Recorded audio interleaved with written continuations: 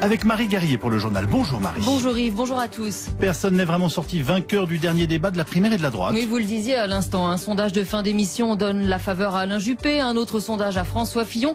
Un débat marqué par la très vive réaction de Nicolas Sarkozy quand il a dû répondre à une question sur le financement supposé de sa campagne 2007 par de l'argent libyen.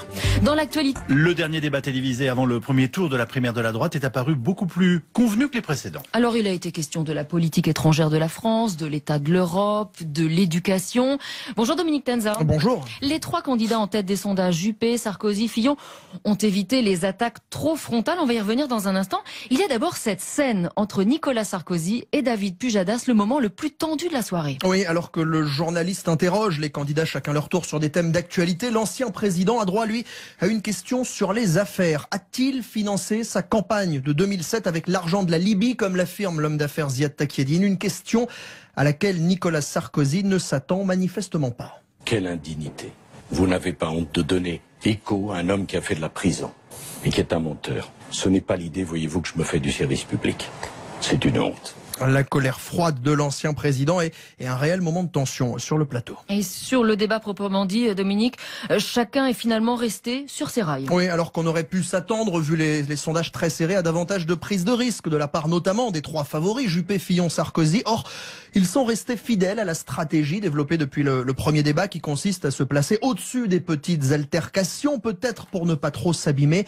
Il aura fallu attendre presque 2 heures, dommage pour les couche-tôt, 2 heures avant d'assister à la première confrontation directe Juppé-Sarkozy à propos de l'immigration. Écoutez. Avec Alain, je pense que nous avons une autre divergence. Je pense qu'il ne mesure pas l'incandescence de la colère à propos des phénomènes migratoires. Je voudrais simplement dire à Nicolas que ramener le problème des flux migratoires à celui du regroupement familial, c'est vraiment prendre le problème par le petit bout de la lorgnette. Vous l'entendez, ce n'est pas non plus très violent. La vraie confrontation hier soir, elle avait surtout lieu entre candidats et journalistes, ce qui a parfois donné l'impression d'une véritable cacophonie. On va maintenant passer aux questions de société, Jean-Pierre. À tout à l'heure. Qu'on puisse parler, Laurent. Très rapidement, l'élection présidentielle, donc on a tous quelque chose à dire sur vous êtes en train de nous couper la parole sur des sujets absolument fondamentaux.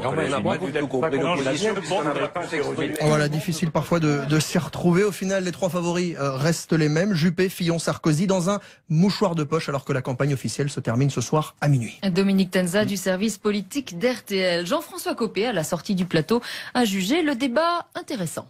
Chacun a pu dire un peu ce qu'il avait sur le cœur et se montrer tel qu'il est surtout. Les solides sont solides, comme je dis dans ces cas-là, et puis les fragiles sont fragiles. Donc c'était intéressant de voir cela, et puis ça m'a permis en tout cas de dire aux Français ma passion pour le projet que je défends pour eux, celui d'une droite décomplexée qui rétablirait le commandement, l'esprit de décision. Maintenant rendez-vous dimanche. Cette fois ce sera plus les sondages, ce sera pas les commentaires de presse, ce sera les électeurs. Jean-François Copé, micro RTL de Jacques Serret. Nathalie Kosciusko-Morizet s'est démarquée à la fin de ce débat en reconnaissant qu'elle n'allait pas remporter la primaire et en moquant ses adversaires qui ont tous proclamé à un moment ou à un autre qu'ils allaient gagner, même s'ils savaient que c'était faux. L'ancien président de la République, Valéry Giscard d'Estaing, donne sa voix à François Fillon. Il explique au Figaro que c'est un homme sérieux et honnête, qu'il croit ce qu'il dit et fera ce qu'il dit. Alors, dimanche sur RTL, une soirée spéciale, un premier tour de la primaire de la droite et du centre, de 20h à 23h, présenté par Marc-Olivier Fogiel, avec bien entendu notre service politique, les éditorialistes, beaucoup d'invités également. Et je vous rappelle que ce matin, nous attendons vos réactions au 3210. Êtes-vous concerné par la primaire?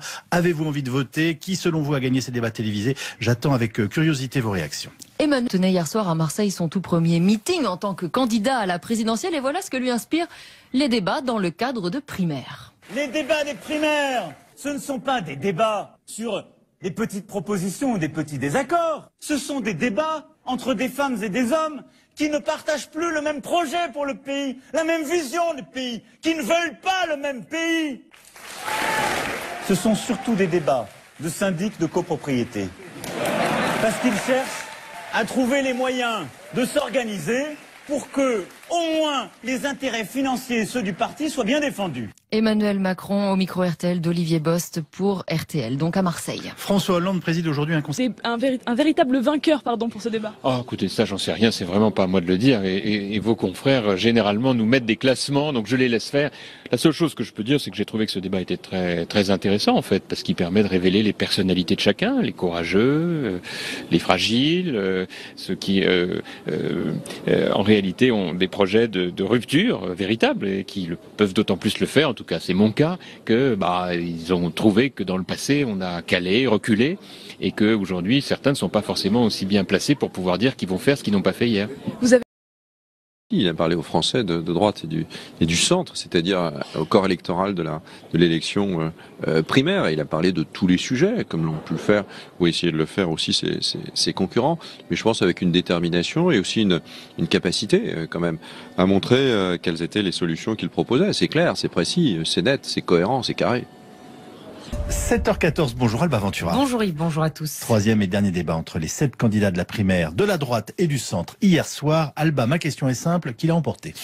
François Fillon, je trouve que celui que l'on n'attendait pas dans cette campagne finalement a encore été très bon. C'est ce que je vous disais lors du précédent débat. Et hier soir, il a confirmé.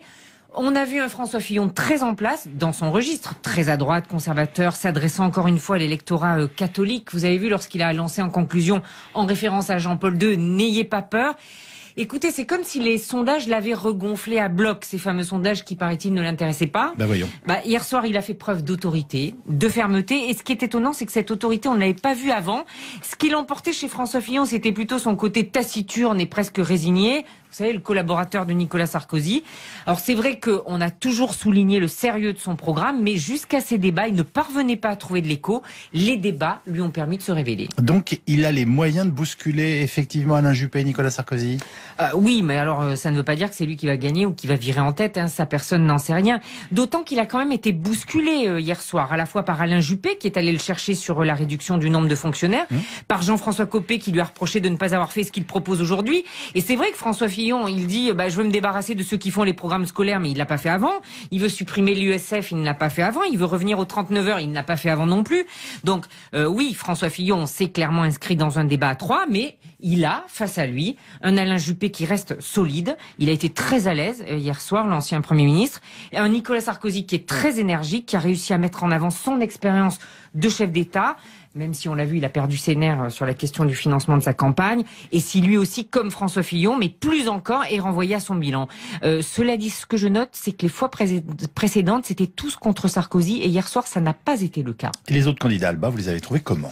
Moi, j'ai trouvé NKM très bonne. Elle mérite sa place dans ce débat. Je ne sais pas si elle a gagné ses galons pour un futur ministère de la Défense, mais hier soir, elle a montré que le sujet l'intéressait au plus haut point. Oui. Vous avez remarqué aussi. Écoutez, Bruno Le Maire, il pâtit de son côté trop techno, trop intello. Jean-François Copé, il s'exprime bien, mais il reste malheureusement pour lui inaudible. Et Jean-Frédéric Poisson, il lui arrive encore de se noyer. C'est facile. Hein.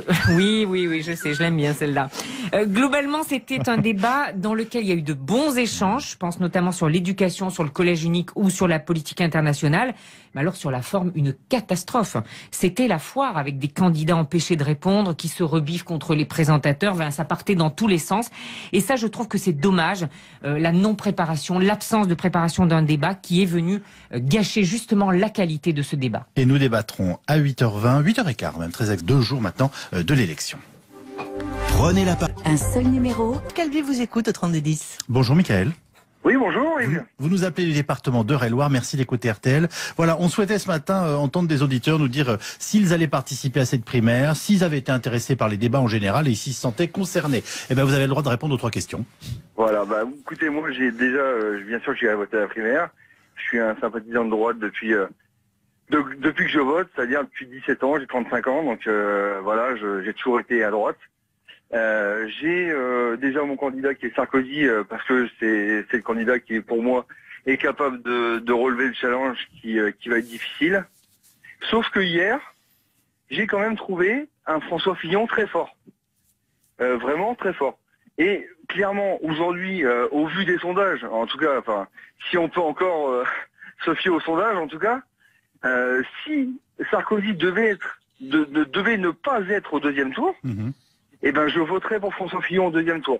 Parce que moi, mon objectif, en tout cas, dans cette primaire, c'est de faire barrage à Alain Juppé. Il est trop vieux. Il est trop mou. C'est un François Hollande, pour moi, en puissance 10. Donc je ne veux surtout pas Alain Juppé. Mickaël, vous avez été très clair dans vos engagements, dans vos choix et même dans votre choix de repli, si j'ai bien compris, en tout cas concernant François Fillon. Merci de nous avoir appelés et restez avec nous. À 8h15, vous savez, on débat avec Alain Duhamel et merci d'écouter RTL. Vous ne partez pas les mains vides, Mickaël, puisqu'à l'occasion de la sortie du nouvel album Souchon-Woolsey, le concert en partenariat avec RTL, eh bien on vous offre le double CD rien que pour vous.